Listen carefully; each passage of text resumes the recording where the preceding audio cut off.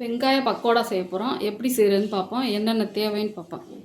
கடலை மாவு 1 cup, 1/4 cup பச்சரிசி மாவு, 1 ஸ்பூன் மிளகாப்பொடி, வெறும் மிளகாப்பொடி, இஞ்சி பூண்டு பேஸ்ட்டு கொஞ்சம், பெரிய வெங்காயம் நீளமாக நறுக்குனது 1, ஒரு பச்சை மிளகா பொடியாக நறுக்குனது, கொத்தமல்லி கருவேப்பிலை பொடியாக நறுக்குனது, உப்பு தேவையான அளவு, எண்ணெய் 2 ஸ்பூன். எப்படி செய்கிறேன்னு பார்ப்போம்.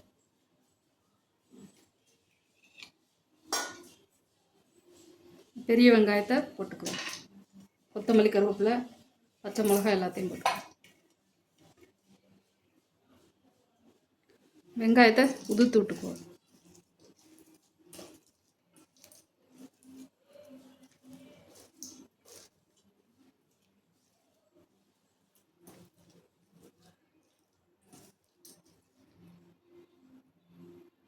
மிளகா பொடி அதில் போட்டுருவோம். இஞ்சி பூண்டு பேஸ்ட்டை போட்டுக்குவோம். உப்பு தேவையான அளவு போட்டு பெசரிக்குவோம்.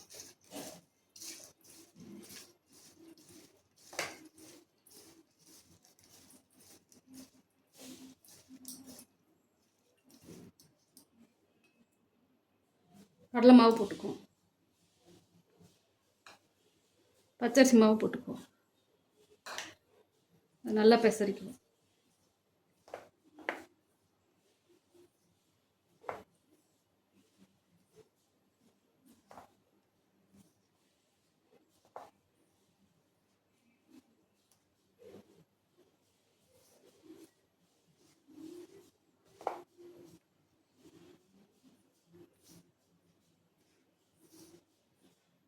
எண்ணெய் 2 ஸ்பூன் ஊற்றிக்குவோம்.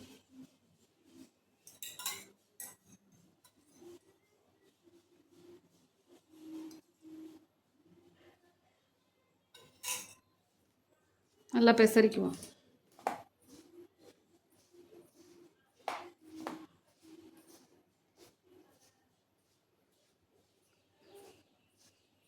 தண்ணி லேசாக தெளித்து பெசரிக்குவோம். இந்த அளவுக்கு உதிரியாக பிசைஞ்சுக்கணும். உதுத்து விடுற பதத்துக்கு பெசரிக்கணும். சட்டி காஞ்சிருச்சு, எண்ணெய் ஊற்றிக்குவோம். எண்ணெய் ஊற்றிக்கிட்டேன், சூடாகட்டும் எண்ணெய்.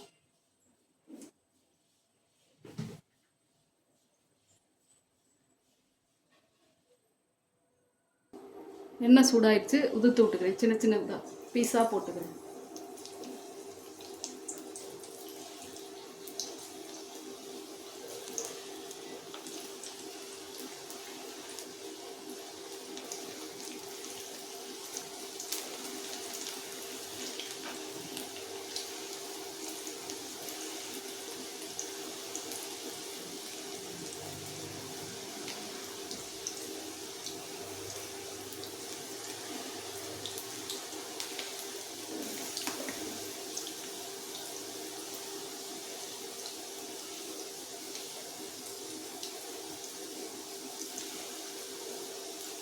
ஒரு சைடு நல்லா வேகட்டும்.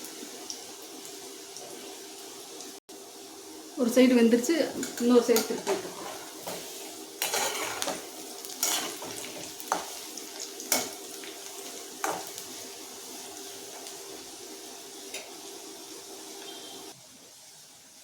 மிதமான தீயில வச்சு இந்த மாதிரி வெந்ததுக்கப்புறம் எடுத்துக்கலாம். இப்போ வெந்துருச்சு, எடுத்துக்குவோம்.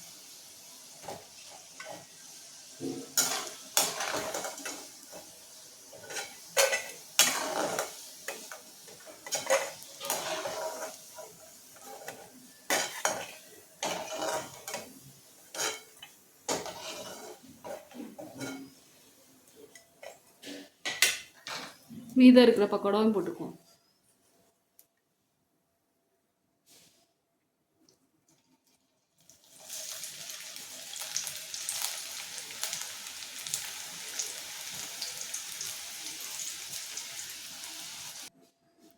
பக்கோடா ரெடி ஆயிடுச்சு. பேக்கரியில் வாங்குற மாதிரியே கிறிஸ்பியாக இருக்கும். இதே மாதிரி செஞ்சு பாருங்கள் நீங்களும்.